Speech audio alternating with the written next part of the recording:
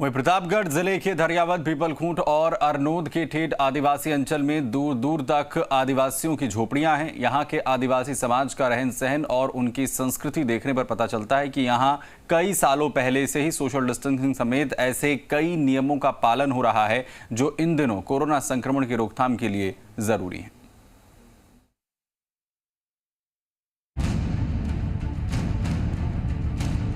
Corona काल में जिस तरह से सोशल डिस्टेंसिंग पर जोर दिया जा रहा है, आदिवासी समाज के लोग पीढ़ियों से सोशल डिस्टेंसिंग की थ्योरी पर अमल करते आ रहे हैं, जो ऊंची टेकरियों पर बिखरी हुई बस्ती में रहते हैं।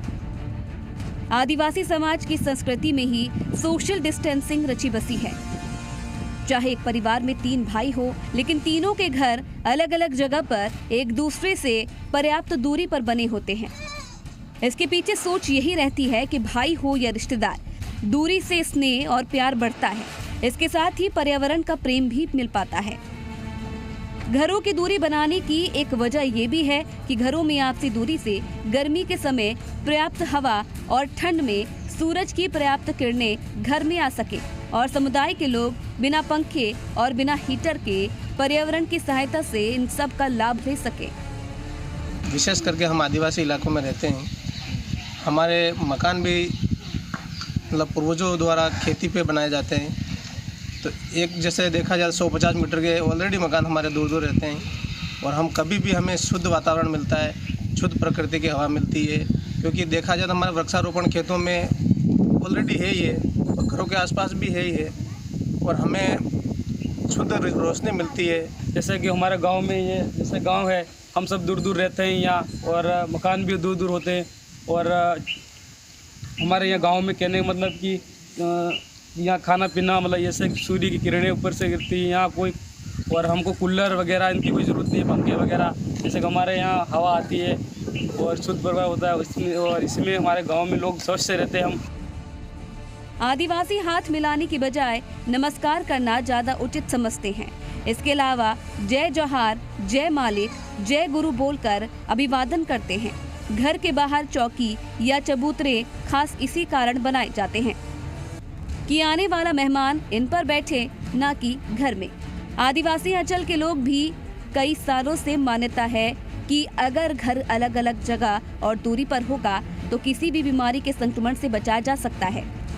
साथ ही बीमारी के संपर्क में आने के बाद होने वाली मौत को भी टाला जा सकता है। आदिवासी की ओर से किए जाने वाले गैर नृत्य के दौरान भी यहाँ सोशल डिस्टेंसिंग का पहले से ही विशेष ध्यान दिया जाता है। आमतौर पर इस नृत्य में लोग अपने हाथ में लकड़ी की छड़ी के साथ एक बड़े व्रत में नाचते हैं।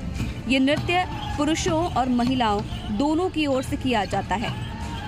नृत्य के प्रारंभ में प्रतिभागियों की ओर से एक बड़े चक्र के रूप में पुरुष घेरा बनाते हैं। इसके अंदर एक छोटा घेरा महिलाएं बनाती हैं और वाद्य यंत्रों के साथ ही संगीत की ताल के साथ घड़ी की विरोधी दिशा में पूरा घूमते हैं और लकड़ी को एक दूसरे से टकराते हैं। इस दौरान सभी अपने घेरे में उचित दूरी बनाकर रखते हैं। हमारे यहाँ सोशल डिस्टेंसिंग का पालन पहले से ही होता आ रहा है। इसका उदाहरण ये है कि हमारे मकान अपने अपने खेतों पर बने हुए हैं। इसका हमें एक महत्वपूर्ण फ़ायदा ये होता है कि हमें शुद्ध वातावरण मिलता है, हमें अच्छी खासी धूप मिलती है और इसके अंतर्गत हमें पंखे और कूलर की भी आवश्यकता नहीं है। हमारा यहाँ पंखा की या कूलर की कोई ज़रूरत नहीं है। हमारा मकान भी बहुत दूर दूर है, हम भी दूर दूर रहते हैं। नहीं 2 साल हुए यहाँ कोरोना कोई नहीं है। सूर्य की किरणें हमको अच्छी मिलती है। हमारे सेठी मकान ने हमें सेठी रवाड़ा हमारा कोई लज्जा में हमारे गांव में कोई कोरोना नहीं है। हमें हमार ने कूलर मले के पंखा कैसे नहीं मले हमारे हमें हमारे कोरोना की कोई बात नहीं हटे। हमारे कोरोना में कोई जरूरत नहीं हटी। आदिवासी समाज में होने वाली सभा के दौरान भी उचित दूरी का विशेष ध्यान रखा जाता है। ये परंपरा आदिवासी समाज में कई सालों से है। आदिवासी अंचल में होने वाली सभा के दौरान सभी लोग 1 मीटर से ज्यादा की दूरी पर बैठते हैं। प्रकृति का पूजन सबसे पहले आदिवासियों में ईश्वर की पूजा से पहले का विधान रहा है। इसे आदिवासियों की परंपरा भी कहा जाता है। आदिवासी कहते हैं कि उनके लिए सर्वप्रथम प्रकृति है।